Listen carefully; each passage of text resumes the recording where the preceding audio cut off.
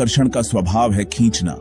गौतम बुद्ध कहते हैं, जहां स्वभाव है वहां संचालक की आवश्यकता ही नहीं।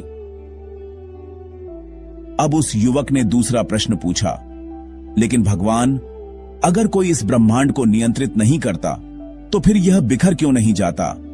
अव्यवस्था चारों ओर क्यों नहीं फैल जाती? सब कुछ अनियंत्रित होकर टूट फूट क्यों नहीं जाता? गौतम बुद्ध ने पास ही पड़ा एक सूखा पत्ता उठाया। उन्होंने शांत स्वर में कहा, देखो, पत्ता अपने समय पर पेड़ से टूटता है। हवा उसे जैसे बहाती है वह वैसा ही चलता है। सूरज की गर्मी उसे धीरे धीरे सूखा देती है और अंत में धरती उसे अपने भीतर लेकर मिट्टी बना देती है। यह पूरा क्रम किसी देवता के आदेश से नहीं, बल्कि हर चीज के अपने अपने स्वभाव से होता है।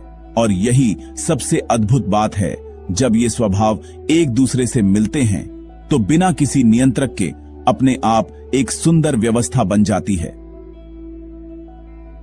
दोस्तों, व्यवस्था कोई बनाई हुई चीज नहीं।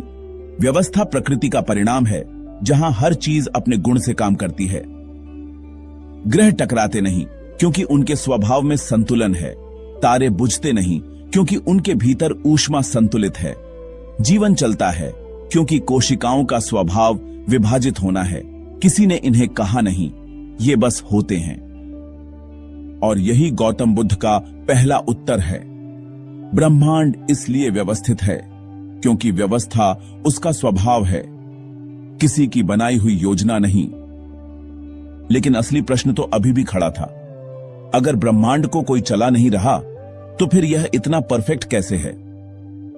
इसी पल गौतम बुद्ध एक बहुत गहरी बात कहते हैं।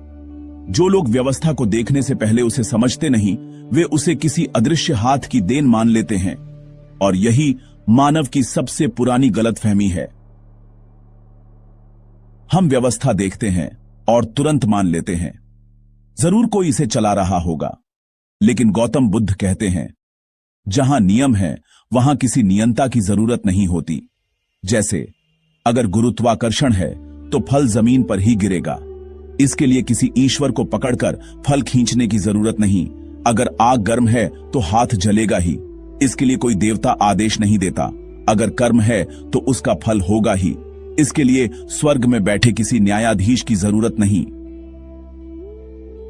गौतम बुद्ध कहते हैं, जहां कारण कार्य है वहां सृष्टि रचयिता और पालनहार दोनों अनावश्यक हो जाते हैं। युवक ने पूछा, परंतु भगवान, यह इतना संतुलित कैसे?